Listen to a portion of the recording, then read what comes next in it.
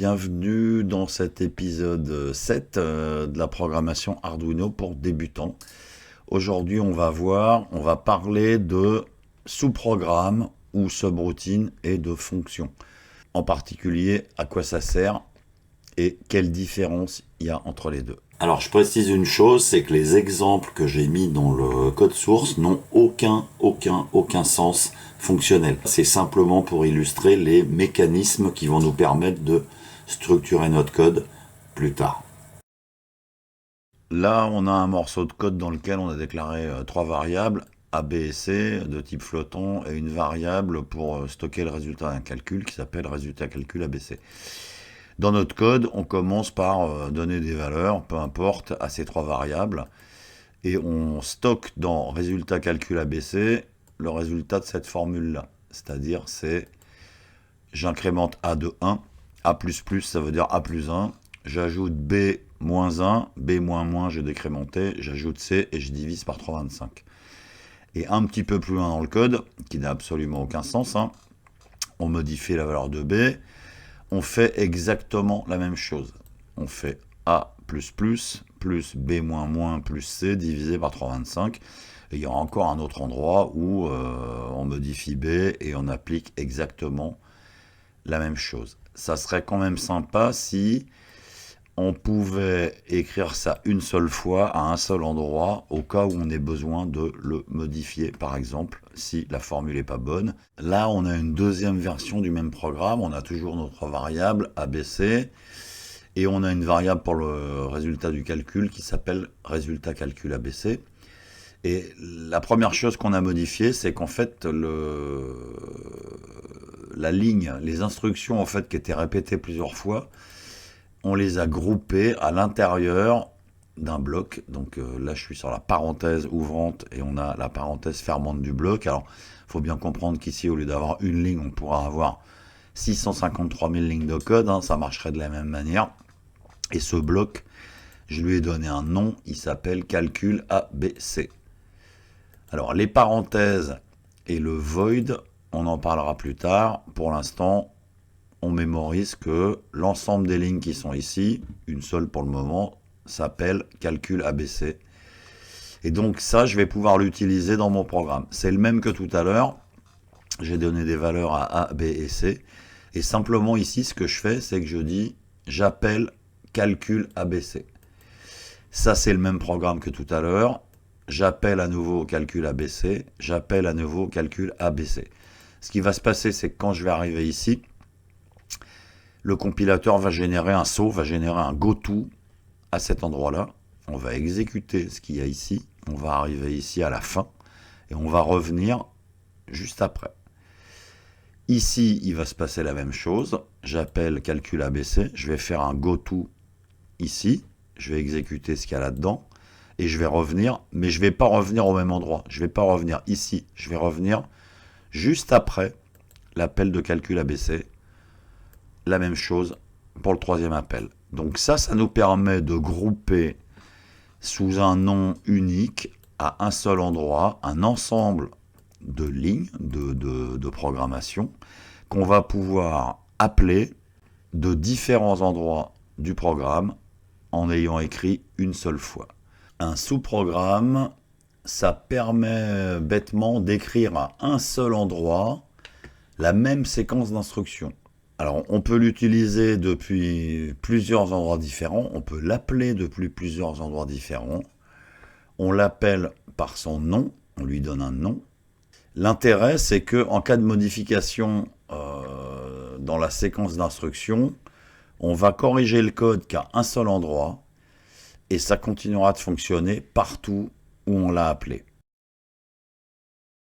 Là, on est dans une troisième version. Dans cette troisième version, qu'est-ce qui change? On a toujours nos variables, A, B et C.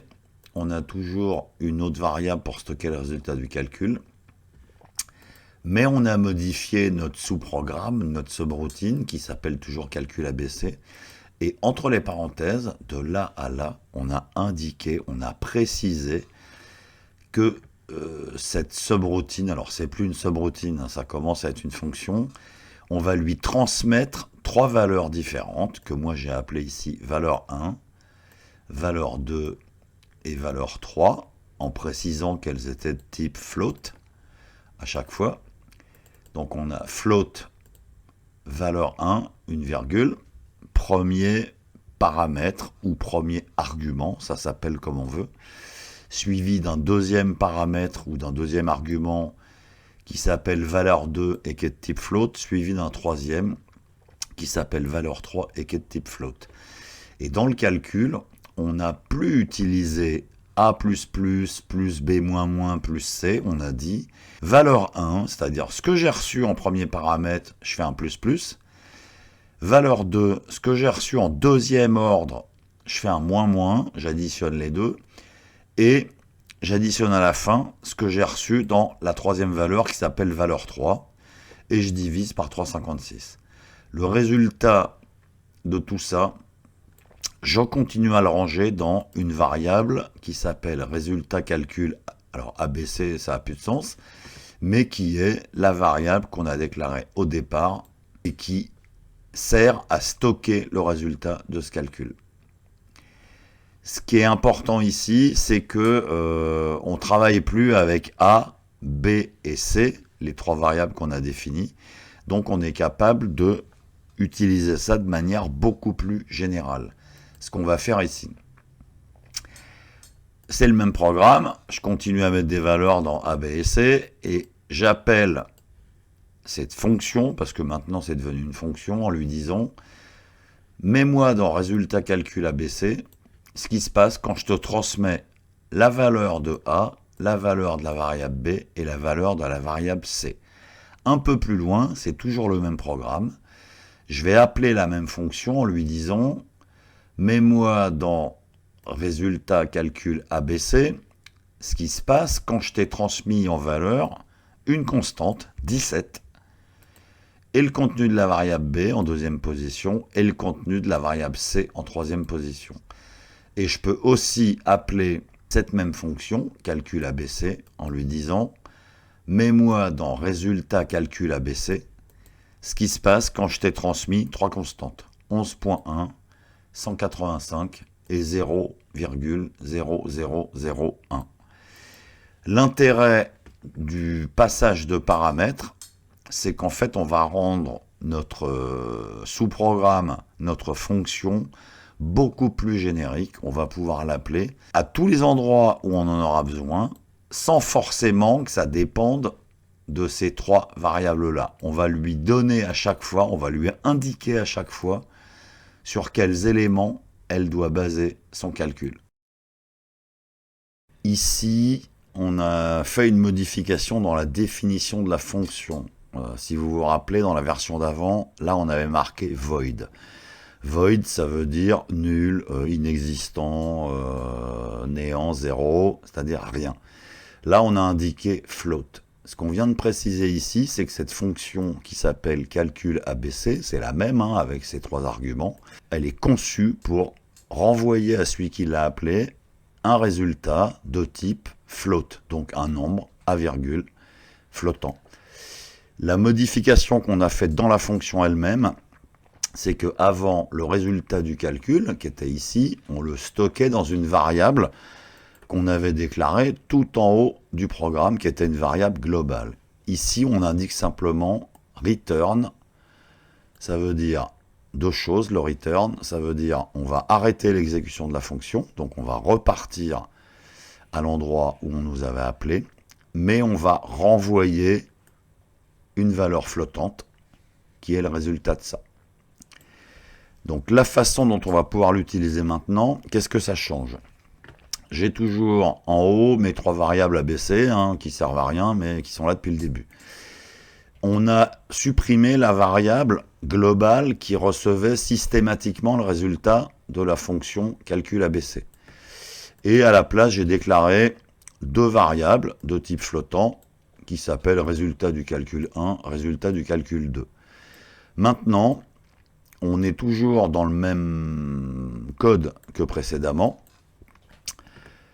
On va l'utiliser différemment. On va dire ma variable résultat calcul 1, que j'ai déclarée ici et qui est de type flottant, elle va prendre comme valeur calcul ABC avec les arguments variable A, variable B, variable C. Toujours le même code. Ici, c'est une autre variable qui reçoit le calcul, c'est-à-dire que je peux l'appeler de deux endroits différents en rangeant le résultat ailleurs. Donc résultat calcul 2 va prendre ce que va renvoyer ma fonction avec comme argument 17, contenu de la variable B, contenu de la variable C, et toujours au même endroit. Je peux aussi, par exemple, utiliser cette fonction calcul ABC en lui passant 11.1, 185, 00, etc. comme d'habitude. Par exemple, je peux m'en servir directement dans un test, c'est-à-dire que je peux dire si le résultat de la fonction calcul ABC pour ces trois arguments-là est égal à 0.22, à ce moment-là, je vais mettre 18 dans C.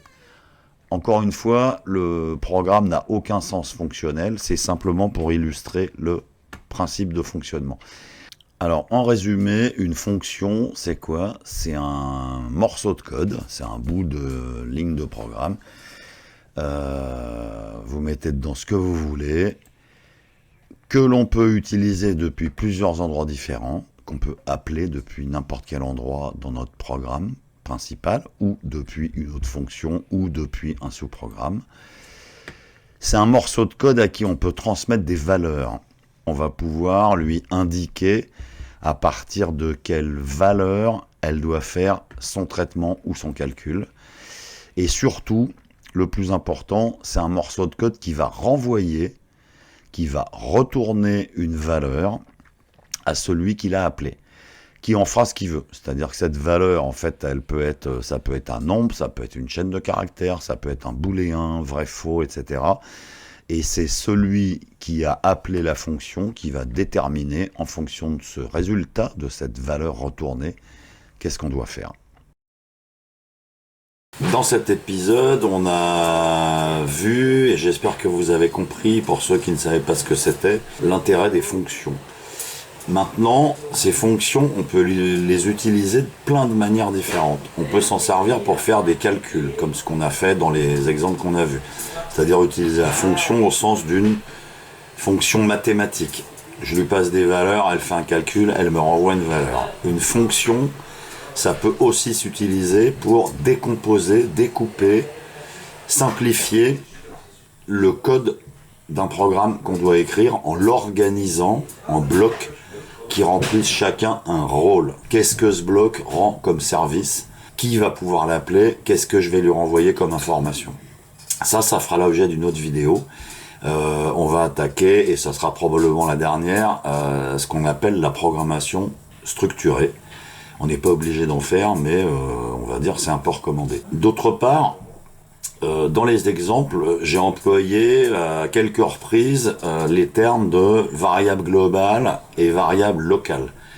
Ça, c'est extrêmement important à comprendre aussi, et c'est un sujet en soi. Donc, dans les épisodes qui vont suivre, je pense que la prochaine étape, ça sera de détailler précisément ce qu'on entend par une variable locale globale. On parle de portée de variable, ou de scope en anglais.